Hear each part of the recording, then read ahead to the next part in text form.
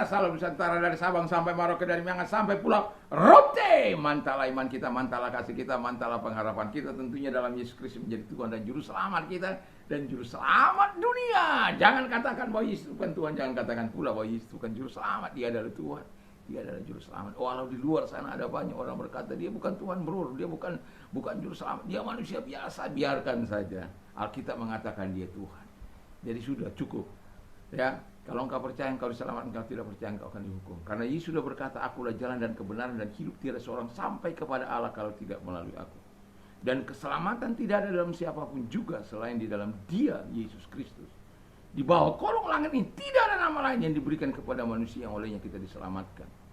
Karena begitu besar kasih Allah akan dunia ini sehingga Ia mengalurkan anaknya yang tunggal supaya setiap orang percaya kepadanya tidak binasa, melainkan beroleh hidup yang kekal. Dengan hati percaya engkau diselamatkan, dengan hati percaya engkau dibenarkan, dengan mulut mengaku engkau diselamatkan. Kiranya Tuhan Yesus memberkatimu dan kiranya Tuhan menolong kita bagi mereka-mereka yang sudah percaya, iman Anda dikuatkan, diteguhkan melalui pemberitaan firman Allah. Dan itu harapan saya, dan saya percaya bahwa firman Allah tidak akan pernah gagal. Dan juga kepada mereka-mereka yang baru mendengar, yang khususnya bagi mereka-mereka yang belum percaya bisa menerima Yesus sebagai Tuhan dan Juru Selamat mereka dalam hidup. Terima kasih Tuhan Yesus.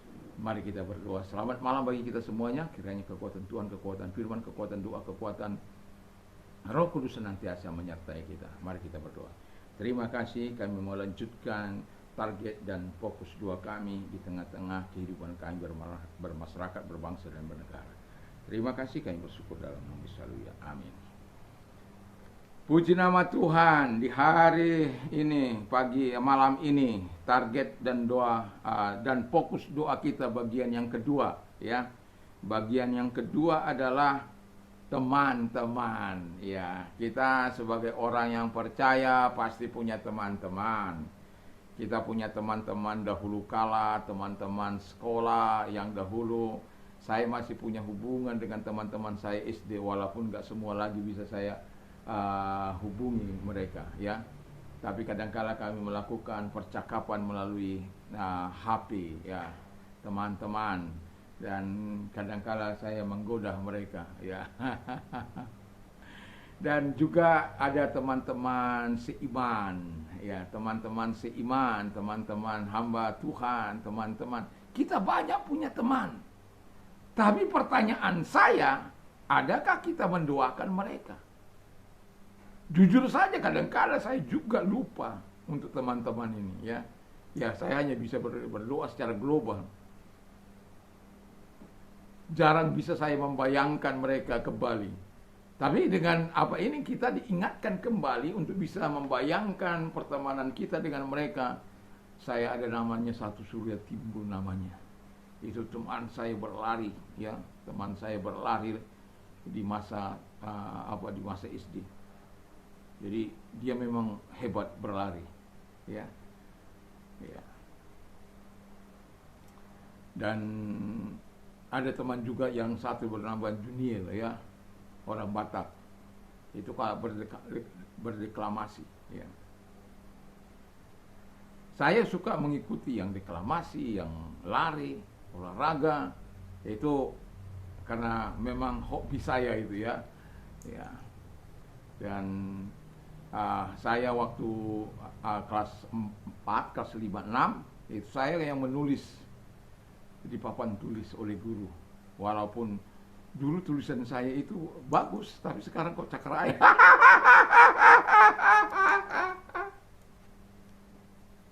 Aduh, kan tulis halus kasar.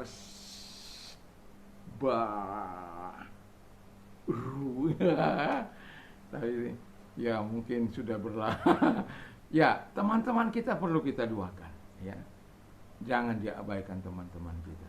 Kalaupun mereka tidak seiman, kan kata firman Allah semua orang. Supaya apa? Dari pembacaan kita dalam 1 Timotius 2 itu, kita kan disuruh untuk mendoakan semua orang, yaitu untuk raja-raja, untuk semua, untuk pertama syukur untuk semua orang, ya. Tapi saya membuat kita lebih fokus pada target kita, yaitu teman-teman kita, supaya kita mudah Kita sudah mendoakan keluarga kita, lingkungan kita, dan tempat kita bekerja, dan teman-teman kita. Wah. Dan yang keempat, yang kelima adalah marketplace. Wah, di sini yang mau saya katakan betapa marketplace ini harus kita doakan. Karena di marketplace ini, ya, satu contoh, antara hakim, kejaksaan, kepolisian, itu bisa kasus jual beli kasus. Yang kita dengarkan begitu. Dan menurut kesaksian para mereka yang sudah bertobat, ya mereka tidak lakukan lagi. Ada seperti itu. Mau berapa kamu bayar? Mau apa? Kalau semakin besar kasus, semakin besar bayarannya. Makanya pesan saya kepada anak saya yang hakim itu, ya, anak kakak saya sih, ya. Tapi saya bilang supaya berdasarkan hati nurani dan fakta-fakta hukum yang ada, jangan karena dibayar Anda memberikan keputusan. Bahaya bagimu. Iya Bapak udah. Ini orang-orang di marketplace ini, ekonom, para tinker ekonomi itu perlu kita doakan supaya mereka betul-betul memberikan para menteri, para pembesar kita, para pembesar kan dikatakan itu, para pemimpin kita, termasuk presiden. Tapi nanti itu ada bagian presiden itu. Jadi kita berdoa bagi mereka, orang-orang yang ada di market, orang-orang politik. Supaya apa? Jangan menghasilkan produk-produk peraturan yang membawahi konstitusi. Ini kan goblok namanya. Ada orang-orang yang di mana konstitusi negara yang tertinggi itu adalah Undang-Undang Dasar 1945. Tapi dibawahi. Itu anehnya bangsa ini. Kan sesuatu yang aneh. Keputusan menteri lebih tinggi dari keputusan undang-undang dasar negara Republik Indonesia. Satu contoh soal orang beribadah. Itu hak aja semua orang. Orang yang beribadah perlu tempat. Tetapi apa yang terjadi? Persekusi. Ini nyata. Loh, kadang-kadang saya ngomong begini. Masa kita kalah dengan masyarakat? Sampai saya bilang presiden punya aparat itu. Punya polisi, punya angkatan laut, angkatan udara, kalah dengan sekumpulan masyarakat. Dan lihat saja di TV itu. Kalau ada pengerusakan, lihat aja polisi, bertindak Anda.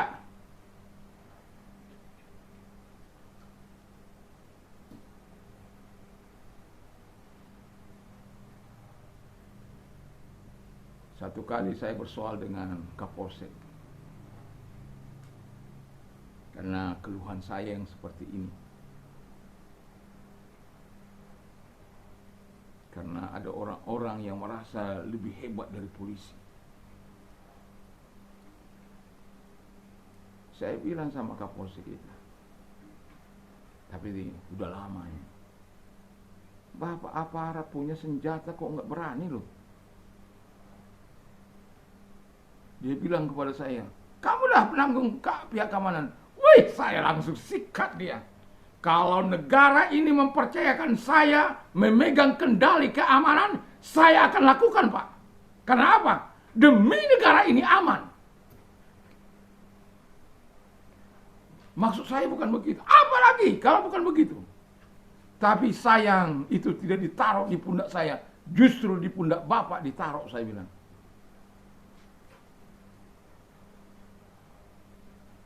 Nggak bisa. Karena Alkitab katakan pemerintah itu tugasnya melindungi orang-orang yang berlaku baik, tapi menghukum orang-orang yang berlaku jahat. Baca itu. Kalau engkau aparat, baca baca Roma 13 itu. Kami memang harus taat, harus tunduk kepada pemerintah.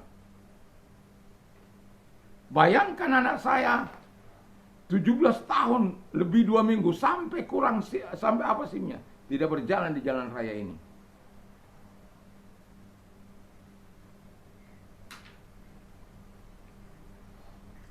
Karena belajar kami taat kepada hukum yang ada. Bukan berarti saya tidak pernah nabrak hukum, bukan. Tapi dibalik ketidaktahuan saya.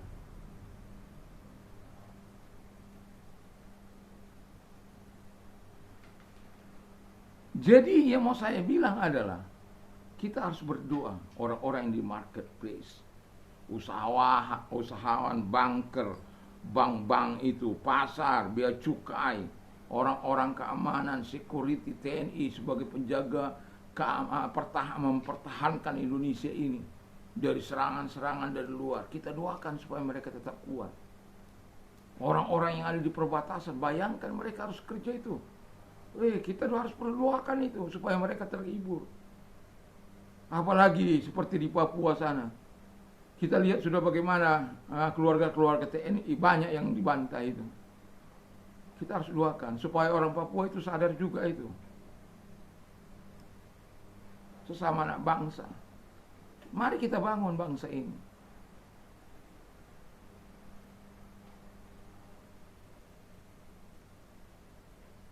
Kalau ada perbuatan-perbuatan para pemimpin kami terdahulu, kami minta maaf kepada Anda. Tapi sudah enggak saatnya lagi untuk sakit hati terus menerus. Puluhan tahun. Anda melakukan itu untuk apa? Untuk memberikan sejahtera kan? Dan upaya pemerintah sudah banyak kali. Saya tidak ingin memasuki arena politik, tidak. Tapi saya mau katakan, mari kita bertindak sebagaimana yang diharapkan oleh Tuhan. Karena dengan jelas, karena firman Allah katakan, agar kita dapat hidup tenang dan tentram dalam segala kesalehan dan kehormatan. Itulah yang baik dan yang berkenan kepada Allah Juru Selamat kita. Jadi kalau hidup orang dalam kesalehan, dalam ketentraman, dalam ketenangan, dalam kehormatan, itu hal yang diharapkan oleh Tuhan. Makanya kita disuruh berdoa. Jangan masa bodoh. Enggak boleh itu masa bodoh. Kita harus berdoa. Jadi marketplace ini harus menjadi target doa kita. Harus menjadi fokus doa kita. Tiap-tiap kita berdoa. Bukan tiap-tiap hari maksudnya. Karena ada yang 4-5 kali orang berdoa satu hari. Itu harus menjadi target kita.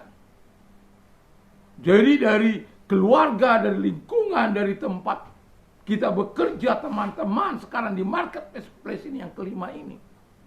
Wah, itu perlu kita sampaikan kepada Tuhan. Supaya apa? Apa yang diharapkan oleh firman Allah terjadi.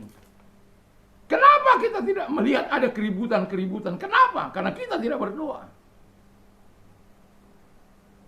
Sudah terjadi baru kita berdoa. Kasep.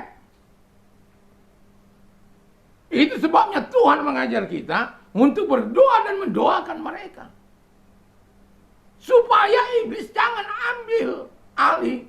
Kan sudah saya bilang, perjuangan kita bukan melawan darah dan daging, tapi melawan pemerintah-pemerintah, penguasa-penguasa, penghulu-penghulu dunia yang gelap, dan roh-roh jahat di udara. Roh-roh jahat inilah yang menggerakkan, setan-setan iblis inilah yang menggerakkan orang untuk melakukan apa yang jahat. Saya kan sudah bilang, setan itu membuat kita menjadi pemberontak. Setan itu membuat kita mau melakukan apa saja hanya demi pemberontakan. Menghancurkan. Iblis itu begitu, menggoda. Ya, makanya ada penggoda-penggoda situ. Ada roh-roh jahat. Itu bukan lawan. Kita ini manusia dengan manusia enggak lawan kita. Kita berdoa supaya orang-orang yang mampu digerakkan itu, supaya mereka sadar. Yang kalau intoleran, mereka tidak lagi menjadi toleran. Kalau mereka menjadi orang-orang yang buas, mereka menjadi orang-orang yang baik. Itu kan harapan kita, itu kan harapan firman Allah. Itu yang Tuhan harapkan. Makanya doakan. Ini kita nggak pernah mendoakan tapi mau minta aman. Hal kita katakan doakan. Makanya bagaimana orang-orang yang dibuang itu, Sadrak, Mesak, Abednego, khususnya Daniel itu berdoa dengan sungguh-sungguh kepada Allah. Dan Tuhan sungguh-sungguh, walaupun ada tantangan, persoalan, tapi dalam keimanan mereka, keimanannya dia menjadi teladan. Walaupun karena itu dia dipersekusi, tapi Tuhan tetap menolong dia kan. Jadi nggak usah takut untuk berdoa untuk keselamatan orang. Alkitab katakan mengapa mereka melakukan penganiayaan, mengapa mereka membunuh, mengapa mereka melakukan hal yang jahat. Baca itu Yohanes 16 ayat 1 sampai dengan 4 itu. Karena mereka tidak mengenal Bapa maupun anak. Kalau mereka mengenal Bapa maupun anak, tentu mereka tidak akan melakukan. Karena apa? Bapa itu penuh kasih, Bapa itu penuh rahmat, Yesus penuh kasih. Dan gak akan mungkin Tuhan akan mengajar mereka. Bahkan Tuhan akan menahan mereka. Jangan, gak boleh. Kan itu. Seperti jangankan kita mau melakukan sesuatu pikiran jahat saja masuk, itu langsung Roh Kudus datang.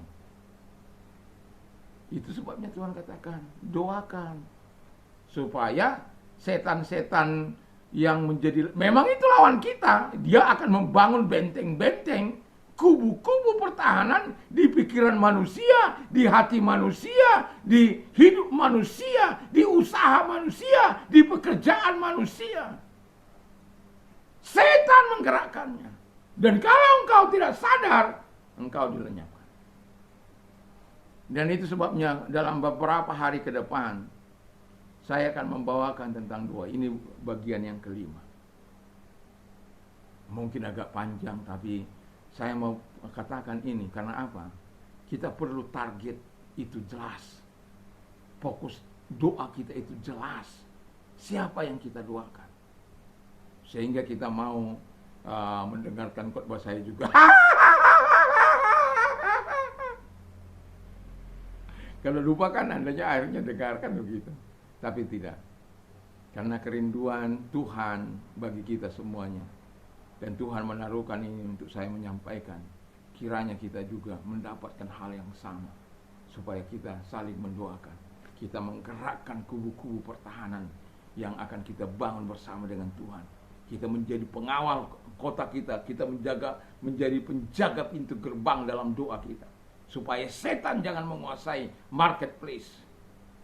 Tapi justru kita yang akan nikmat. Oh, kalau sudah bicara soal apa ini harusnya 10 menit sebenarnya. Ya, tapi sudah ini. Tapi saya mau akhiri karena masih ada masih cukup panjang. Karena kita sedang berbicara soal target. Target ini harus dibicarakan dengan serius, ya.